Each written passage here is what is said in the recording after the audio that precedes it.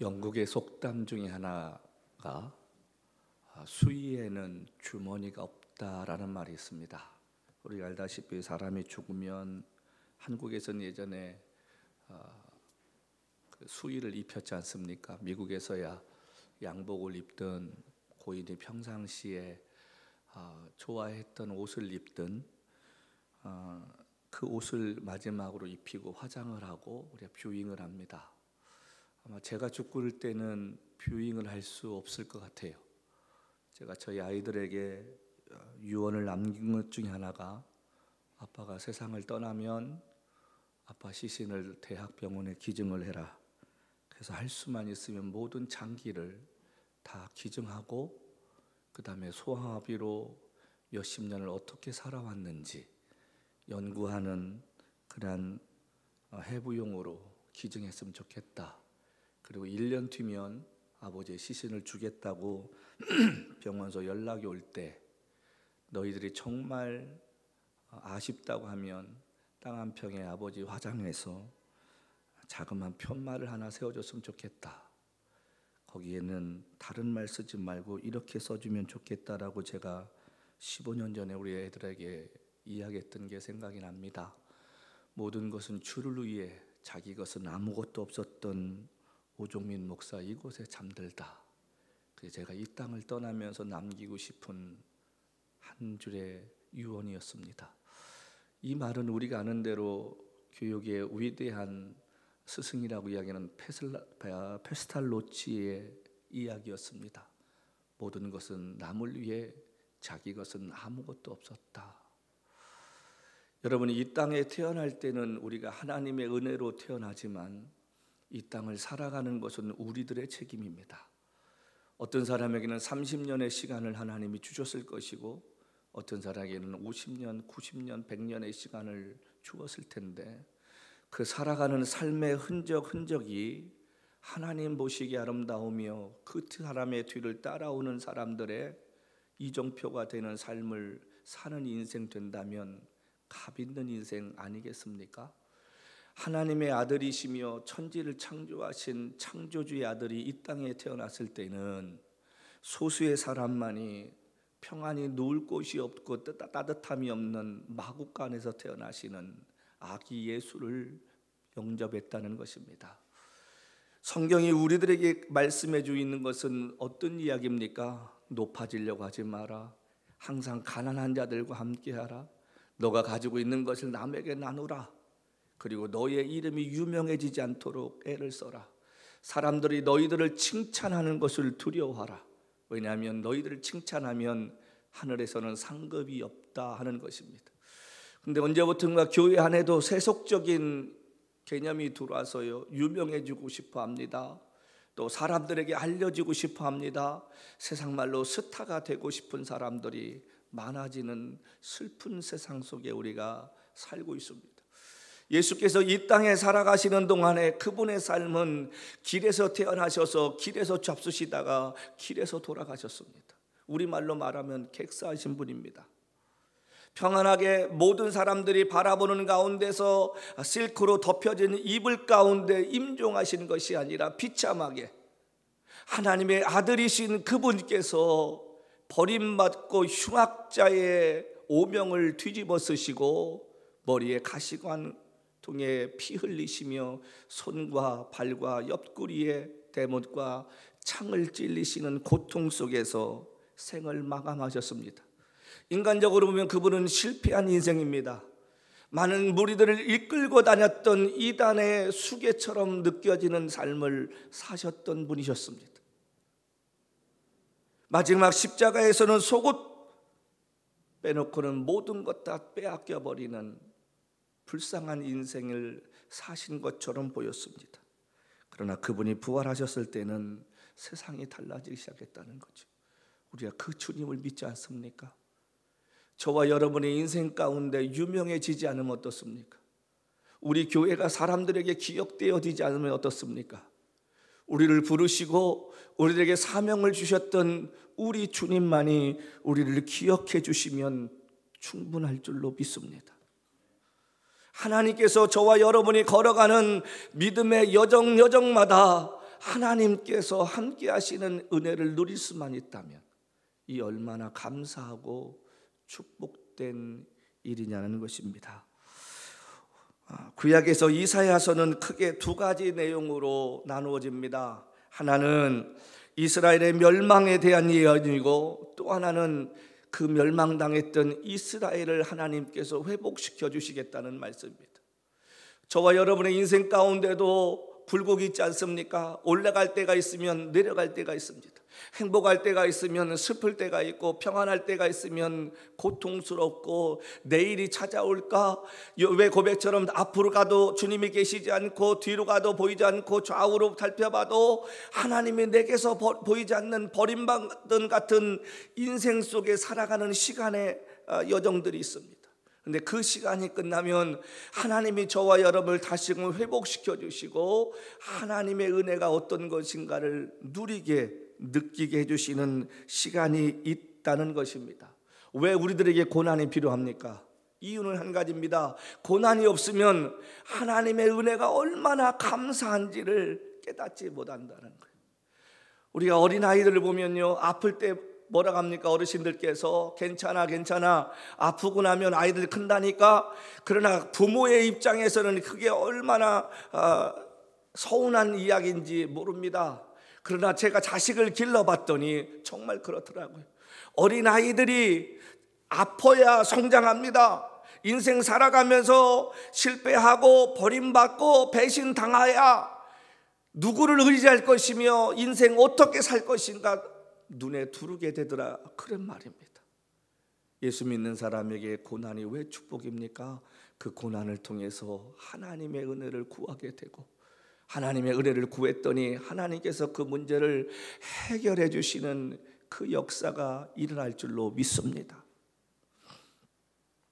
어제 어떤 집사님하고 통화를 하는데 목이 좀 쉬었어요. 그래서 왜 그러세요? 감기 걸렸어요? 그랬더니 아니요 목사님, 제가 요즘 고래고래 새벽 기도에 가서 기도하다 보니까 목을 잘못 조정을 했나 봐요.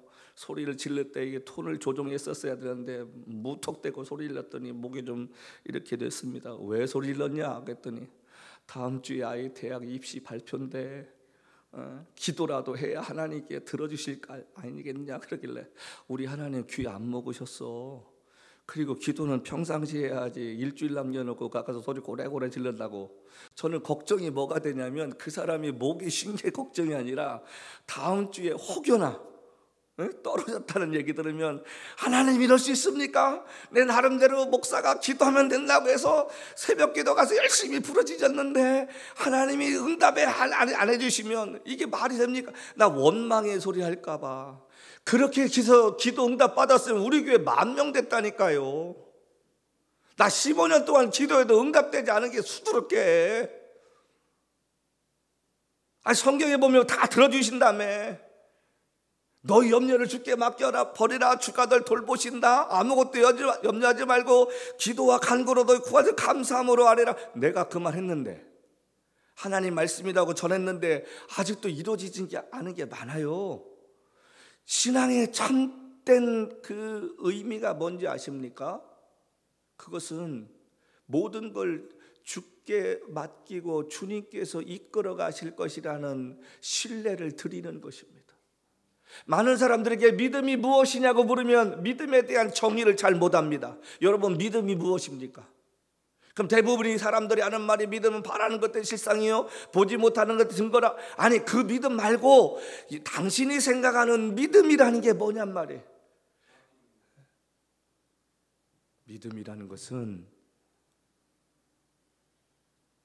저와 여러분의 인생을 하나님 말씀에 우리가 의탁해서 그 말씀대로 살겠다는 것입니다. 내가 바라고 원하는 걸 주시지 않더라도 하나님이 다른 것을 통해 역사하실 것이라는 그 말씀 앞에 저와 여러분이 변화되어서 그 말씀에 순종하며 사는 삶, 에스겔의 고백, 하나님께서 에스겔의 고백 말씀하신 것처럼, 에스겔아 내가 너의 가장 소중한 것을 치더라도 가져갈지라도 너는 울거나 탄식하지 마라. 다음 날 봤더니 아내가 죽어버렸습니다. 그는 울지 않았습니다. 왜요? 우리의 인생이 끝나는 날 그 한 해를 다시 볼 수 있을 것이라는 소망이 그에게 있었지 않았겠습니까? 믿음이라는 것은 저와 여러분이 원하는 대로 이루어 주시는 것이 아니라 하나님께서 바라고 원하는 것들대로 이끌어갈 때 거기에 순종할 수 있는 자세, 그것이 참된 믿음인 줄로 믿습니다. 그게 욥의 고백입니다. 주시기도 하나님이시고 취하신 이도 하나님이시다.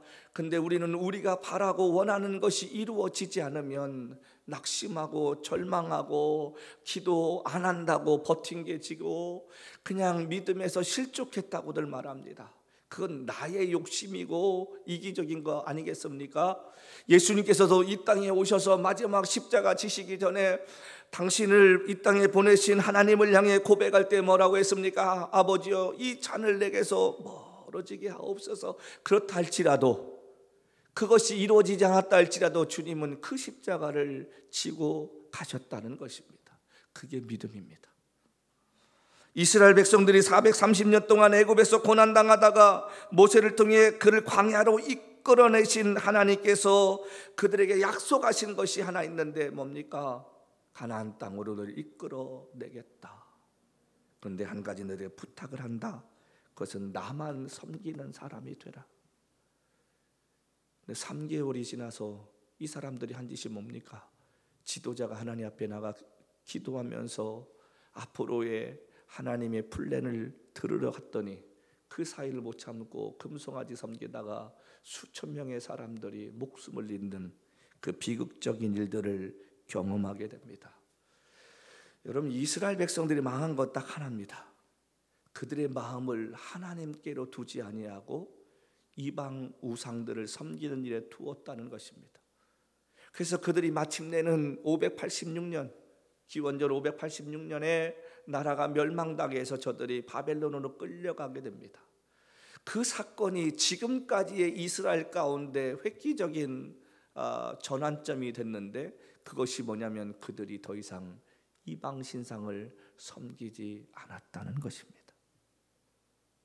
고난은 때로는 힘들고 어렵지만 그 고난을 통해 우리의 믿음이 성숙되어지게 됩니다. 이사야를 통해 하나님께서 말씀하시는 것 한 가지입니다. 다른 거 원하시는 거 아니에요. 돌아오라는 것입니다. 너희가 돌아오면 너희의 죄가 주홍같이 붉을지라도 양털같이 휘어지게 하겠다. 내가 동에서 서가 먼 것처럼 너희의 죄를 기억하지 않겠다. 너희가 아무리 과거에 잘못했어도 내게로 돌아오면 내가 다 잊어버리며 내가 더 새로운 은혜를 너에게 주겠다. 여러분, 이 이야기를 이스라엘 백성을 망하기 150년 전에 이사야가 하고 있는 겁니다. 근데 이스라엘 백성들이 귓동냥도 듣지 않았어요. 설마 그럴 리가. 하나님이 우리를 망하게 하신다고? 우리가 택한 백성인데 설마 하나님이 당신의 백성을 택하시고 당신의 백성을 버리시겠어? 그렇게 살던 어느 날 그들이 하루아침에 망해버리게 되었다는 사실입니다. 사람에게 부족함과 어려움이 없으면요 절대로 기도하지 않습니다. 사람이요 먹고 살만하고 등 따숩고 배부르면요 하나님에 대한 간절함이 사라집니다. 여러분에게 지금 어떤 것이 부족합니까? 여러분들에게 어떤 것이 지금 간절합니까? 여러분 감사하십시다. 그것을 통해서 내가 잃어버렸던 하나님의 은혜를 구할 수 있는 시간이요 하나님의 얼굴을 구하게 되는 기회가 될 줄로 믿습니다. 나는 포도나무여 너희는 가지다. 우리가 날마다 그 옆에 붙어 있어야 되는데 저와 여러분의 삶을 한번 보십시다. 일주일 동안 그렇게 산다고 고백하고 지난주에 이 예배당 문을 나섰는데 그렇게 살았는지 한번 생각해 보십시다. 하루의 삶 가운데 몇 번이나 주님을 생각하며 삽니까? 저와 여러분의 삶 가운데 몇 번이나 하나님의 영광을 생각하며 내가 이렇게 살아도 될까? 정말 이 밤에 하나님이 나를 부르셔도 내가 후회 없이 이 삶을 내가 마칠 수 있을까? 고백할 때 부끄럽지 않게 살았던 시간들이 일주일 동안에 얼마나 되느냐, 그런 말입니다. 여러분의 손에서 스마트폰은 떠나지 않았는데 하나님의 말씀이 정말 떠나지 않았는가? 한번 생각해 보십시다. 여러분, 구약 창세기부터 신약 요한계시록까지 1189장입니다. 하루에 2장 반을 읽으면 1년이면 읽습니다. 신약 성경은 3장 정도만 읽으면 3개월이면 끝납니다. 근데 12월 달 됐습니다. 여러분 성경 통독했나요?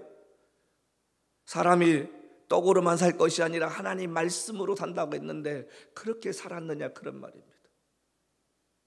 SN을 보기 시작하면 꼬리에 꼬리를 물어서 몇 시간이라도 앉아서 그거 보는 재미에 빠졌는데 성경을 보면서 그런 은혜를 느끼고 살았느냐, 그런 것입니다.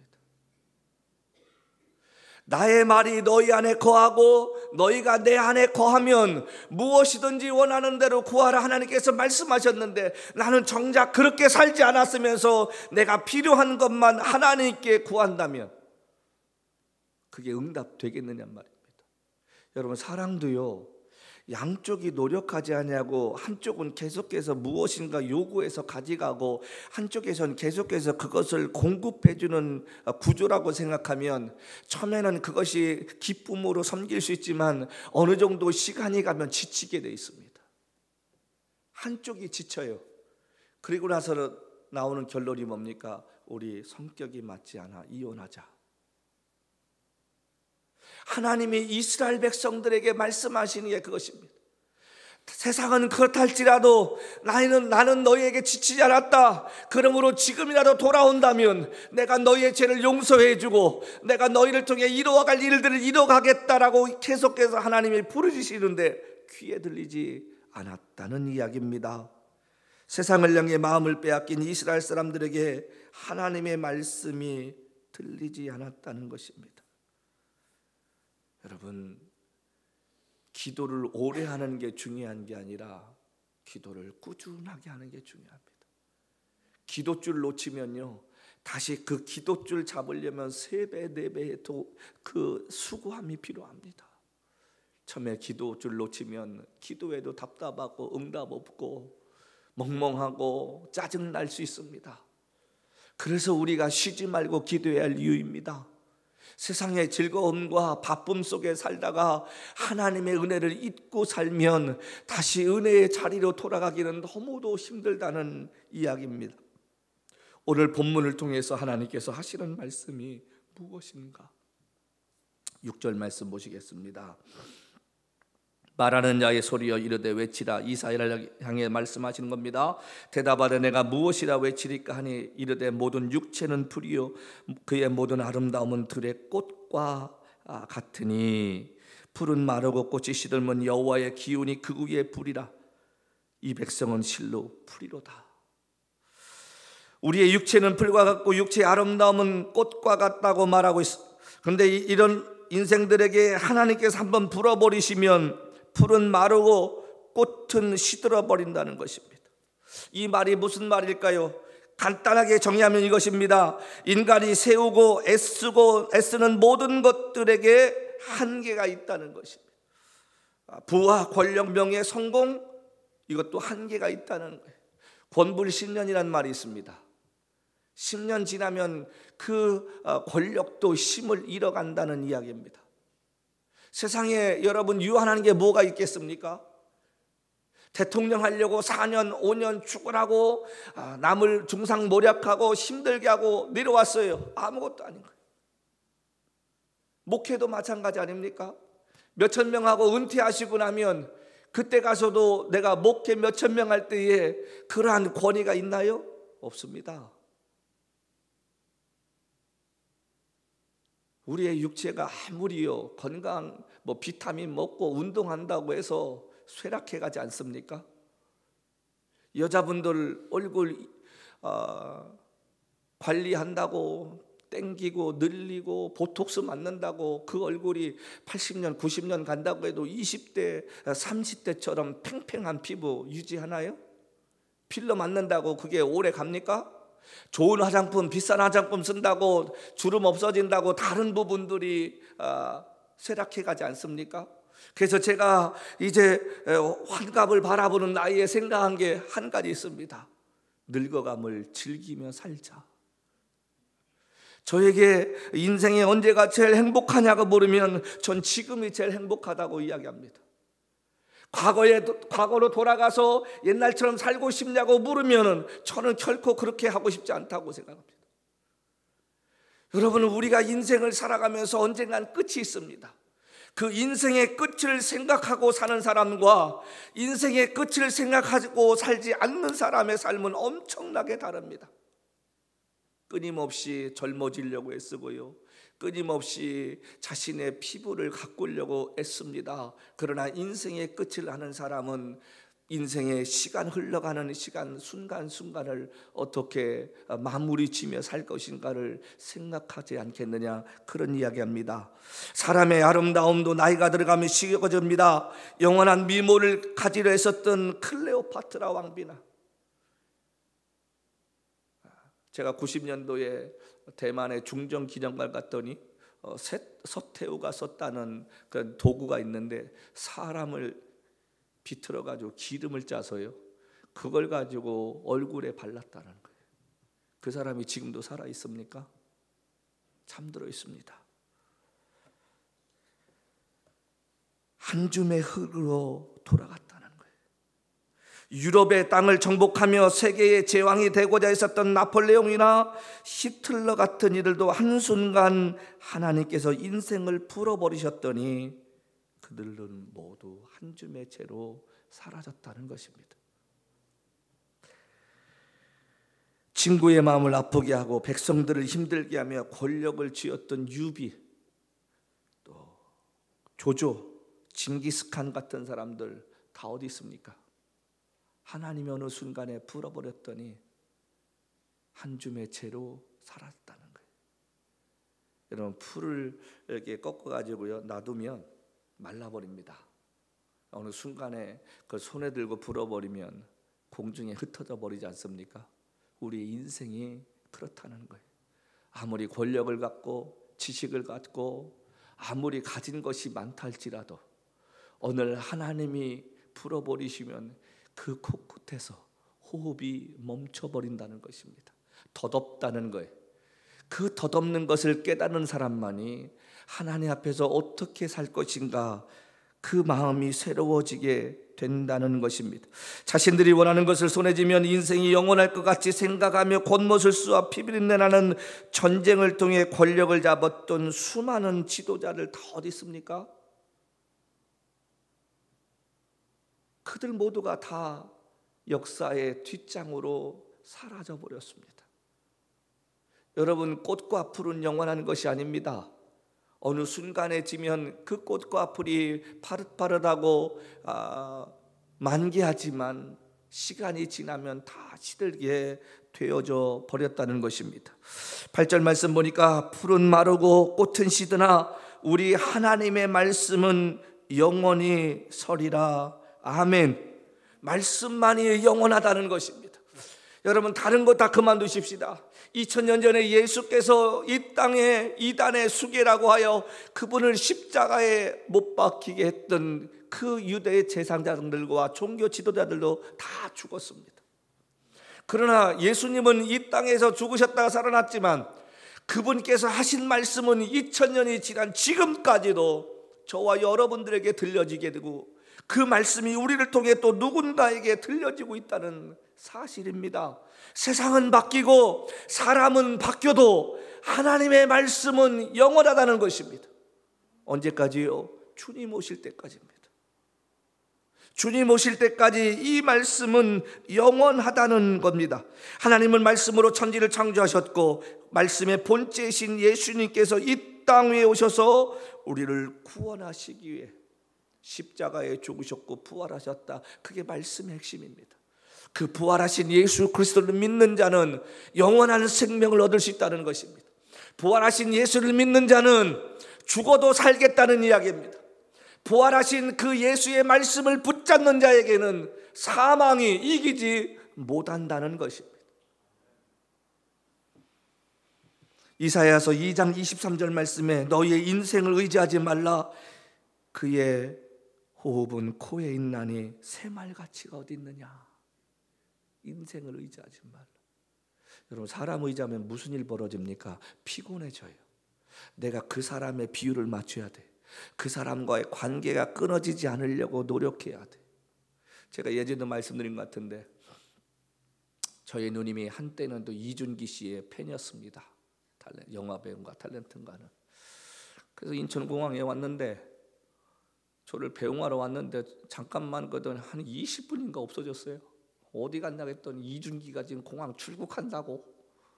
아니 유부녀 되시고 50이 넘은 아줌마가 세상에 가가지고 카메라 찍는다고. 이준기. 야, 내가 그래서 누나가 이준기를 아는 사람이 아니라 이준기가 누나를 아는 사람이 돼야 되지 않겠어? 그 사인 받고 뭐 한들 뭐 딸을 위해서 받아야 한다고. 그 제가 한국에 갈 때 예전에 가르쳤던 청년이 그 드라마 제작하는 그 기획사를 운영하는데 매번 그래, 목사님 누구 만나세요? 탤런트 누구 보고 싶으세요? 말씀만 하세요. 제가 전화 한마디면요 득달같이 달려나오니까요. 한번 식사 한번 할 자리 마련할게요. 그거 해서 뭐하게? 여러분, 우리가 연예인들을 물론 헌금 안 나면 만나야죠. 그거는 시간을 내서라도 만나야지. 근데 그 사람들 알아서 내가 뭐하게 해요? 여러분 그거 아십니까? 돈을 벌 때요, 내가 돈을 따라가면 피곤합니다. 하나님께서 나를 통해 돈이 따라오게 하면 행복함이 있습니다. 사람도 마찬가지예요. 내가 누구를 만나려고 애쓰고 수고하면 누군가에게 부탁을 해야 되고 아쉬운 소리 해야 되는데 내가 누군가를 만나줄 사람이 되면 행복한 거예요. 한국에 나간다고 하면 언제쯤 오시냐고, 공항에 제가 모시러 가겠다고, 호텔 어디 계시냐고 제가 식사 모시러 가겠다고. 여러분, 우리의 인생이요 하나님이 높여주는 인생이 될 줄로 믿습니다.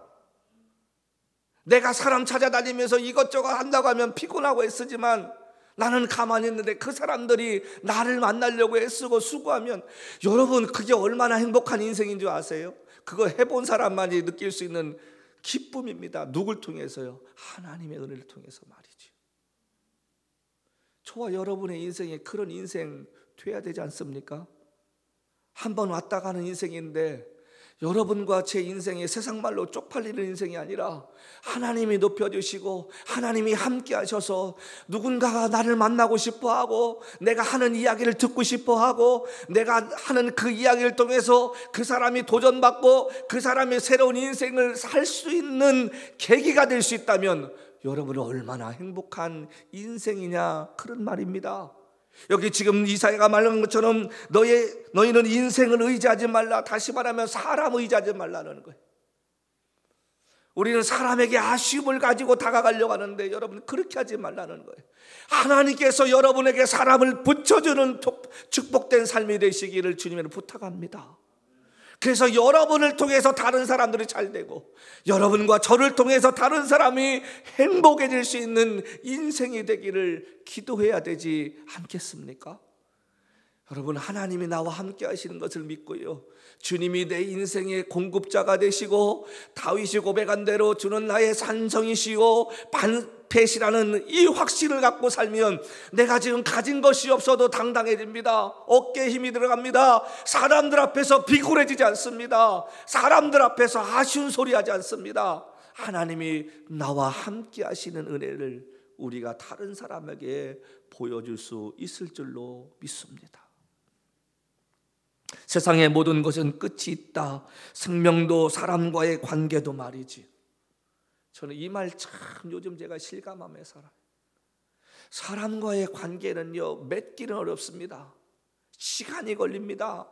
어떤 사람은 1년, 5년, 10년 관계, 그런데요 그 관계 깨지는 건 한순간이더라니까요. 말 한마디라니까요. 오해 한 가지 때문에 그렇게 쌓아왔던 인간의 관계도 하루아침에 무너져 버립니다. 사람 관계가 왜 피곤합니까? 노력하지 않으면 깨지는 거예요.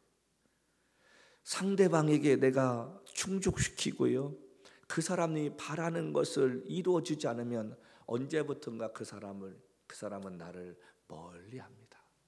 왜요? 더 이상 내가 가치가 그 사람에게 없어지는 거예요. 그게 세상의 법칙입니다. 근데 주님은 그러지 않습니다. 내가 약할수록 주님은 내게 강함으로 다가오시고, 내가 실패할수록 하나님의 은혜가 더 크게 느껴지는 시간으로 다가오기 때문에 그렇습니다. 우리는 세상에서 실패하면 실패할수록 하나님의 사람이 되어야 할 줄로 믿습니다. 세상에서 성공하면 성공할수록 하나님께로 가까이 갈 것 같지요? 절대로 그렇지 않습니다. 제가 지난 30년 목회하면서요, 만나봤던 수많은 사람들의 고백이 뭔지 아십니까? 목사님, 제가 잘 나갈 때는 주님이 보이지 않으시더라고요. 그러면서 꼭 뒤에 아쉬운 한마디, 그때 제가 목사님 만났으면 이거 교회 사는 거 문제도 되지 않는데 그런 말이나 안 했으면 얼마나 좋을까. 염장 질러놓고 아무것도 주지 않고 그러면 하는 말, 지금은 가진 거 없더라도 있는 대로만 주시면 안 될까? 제가 농담으로 가끔씩 얘기합니다. 예수께서 이 땅에 오시기 전부터 인류의 역사는 끝없이 뺏고 빼앗기는 순환의 시간들이었습니다. 하지만 하나님의 말씀만은 어느 시대든 변하지 않고 그 말씀만을 의지했던 사람들을 통해 역사가 변화되어 왔다는 것입니다. 세상이 힘들다고요? 지금 세상이 혼돈스럽다고요? 여러분, 그거는 창조시대 그때부터 시작됐습니다. 아담부터 시작된 일입니다. 지금 미국의 정치가 어떠니, 프랑스의 정치가 어떠니, 한국의 정치가 어떠니 우리가 염려하고 걱정한다고 그게 바뀝니까? 그렇지 않습니다. 여러분, 그런 가운데서도 저와 여러분이 말씀 의지하고 그 말씀 따라 살려고 애쓰고 말씀에 나를 의탁하고 하나님 말씀하옵소서 종이 듣겠나이다, 우리가 그런 마음으로 살면 우리를 통해 우리의 가정이, 우리의 주변이, 우리의 사회가 변화될 줄로 믿습니다. 염려하고 걱정한다고 세상이 바뀌는 게 아닙니다. 하나님은 하나님의 말씀을 의지하고 그 말씀에 생명을 걸고 사는 사람을 통해 역사를 변화시켜 왔다는 사실입니다. 권력이, 세상의 어떤 경제가, 돈이 바뀌는 것이 아니라 하나님의 말씀 따라 사는 사람들을 통해 사람들이 변화되어 왔습니다. 돈이 사람을 변화시킨 것이 아니라 복음이 사람들의 마음에 들어가 그 사람의 가치관을 바뀌고 그 사람의 생각을 바꿔놓았고 그 사람의 말을 바꿔놓았고 그 사람의 행동을 바꿔놓은 줄로 믿습니다. 매년 11월 말이 되면 록펠러 센터에 추리가 세워집니다. 한때는 록펠러라는 사람은 기업의 피를 빨아먹는 인정사정 없는 저승사자와 같은 사람이라 일컬었던 사람이었습니다. 그가 50이 넘은 나이에 어느 날 병원에 가서 시한부 인생의 진단을 받고 난 순간부터, 얼마 살지 못한다는 그 이야기를 듣고 난 그 순간부터 그의 인생은 돌아보는 시간이 되었습니다. 내가 무엇을 위해 이 많은 돈을 모았을까? 덧없이 느껴지기 시작했습니다. 그때부터 록펠러가 한 것은 좋은 약을 찾아다니고 좋은 휴양지를 찾아다니는 것이 아니었습니다. 남은 여생 원 없이 돈 쓰다 죽자. 그래서 학교 세우고 병원 세우고 좋은 대학들을 세우고 어려운 자들에게 구제하는 삶을 살다가 그가 죽을 시간을 놓쳐버렸습니다. 그리고 그는 90이 넘은 나이에 몇 년밖에 살지 못한다는 50대의 사형 언도를 받았던 그의 인생이 90이 넘어서 살 수 있는 은혜를 하나님께서 주셨다는 것입니다. 여러분, 우리의 인생 예수 없으면 덧없습니다. 하나님 말씀 없으면 덧없습니다. 그러나 우리가 가진 것이 없고 힘이 없고 연약해 보일지라도 저와 여러분의 삶 가운데 하나님의 말씀이 들어오고 그 말씀이 역사하면 여러분, 돈 있는 자들을 변화시키고 지식 있는 자들을 변화시킬 수 있는 능력의 사람으로 바뀌게 될 줄로 믿습니다. 저와 여러분의 인생이 풀과 같고 여러분 꽃과 같은 인생이라 할지라도 그 인생 가운데 영원하신 하나님의 말씀이 들어가서 그 말씀을 통해 내가 하나님의 사람이 되어 나의 입술을 통해 하나님의 말씀이 증거되면 그 말씀은 성령의 검이 되어 사람들을 변화시키고 사람들을 회개케 하는 역사를 이루게 될 줄로 믿습니다. 오늘 여기 말씀 끝에 뭐라고 했습니까? 10절 말씀 보니까 보라 여호와께서 장차 강한 자로 임하실 것이요 친히 그의 팔로 다스릴 것이라. 보라 상급이 그에게 있고 보응이 그의 앞에 있음에 그는 목자같이 양떼를 먹이시며 어린 양을 그 팔로 모아 품에 안으시며 젖먹이는 암컷들을 온순히 인도하시리로다. 이 말씀을 한마디로 요약하면 무엇입니까? 네 인생 책임져 주시겠다는 것입니다. 무식하다고 사람들에게 손가락질을 받던 베드로가 하루아침에 주님의 제자가 되고 하나님의 사람으로 한평생 살아갈 수 있었던 것은 그에게 권력이 주어졌던 것도 아니고 그에게 물질이 주어졌던 것이 아닙니다. 예수의 말씀을 받아들이고 그 말씀 앞에 순종했을 때 하나님은 그를 말씀으로 변화시켜서 그 남은 여생을 소망 없는 사람들의 가슴에 살아있는 하나님의 말씀을 전하는 사도로 사용하셨다는 것입니다. 세상적으로 보면 우리 모두가 덧없는 인생입니다. 유한한 인생의 시간을 살다가는 존재들이지만 하나님 말씀으로 변화되어지면 저와 여러분은 세상에 감당할 수 없는 사람을 변화시키고 환경을 변화시킬 수 있는 능력자로 살 수 있는 은혜가 임하게 될 줄로 믿습니다.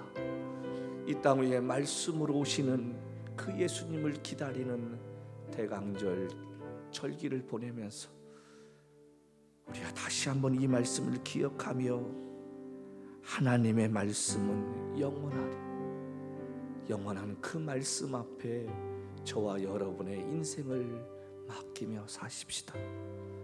그리고 그 말씀이 우리를 이끌어가 주셔서 어느 날 저와 여러분의 인생의 마지막 시간이 되었을 때 내가 후회 없이 주님 뜻대로 살다가 주님 앞에 돌아갈 수 있는 은혜를 주셨음에 감사할 수 있는 믿음의 사람으로 살다 가십시다. 그래서 우리의 뒤를 따라오는 또 다른 사람들이 우리가 걸어갔던 그 믿음의 여정을 오랜 비바람과 고난의 역경, 때로는 눈물의 골짜기를 저들이 지나간다 할지라도 그 길을 우리가 걸어갔던 그 말씀에 의지하여 걸어왔던 삶의 모습처럼 그들도 그 길을 말씀에 의지하여 걸어갈 수 있는 용기 있는 자들이 될 수 있도록 본이 되는 삶을 사는 저와 여러분이 되십시다. 그렇게 살 때 우리 인생 끝에서 우리를 맞이해 줄 주님께서 두 팔 벌려 우리의 수고와 땀과 눈물을 기억해 주시며 안아주실 줄로 믿습니다. 그 감격과 소망을 가지고 이 한 주간도 살아가는 저와 여러분 되시기를 주님으로 간절히 부탁합니다.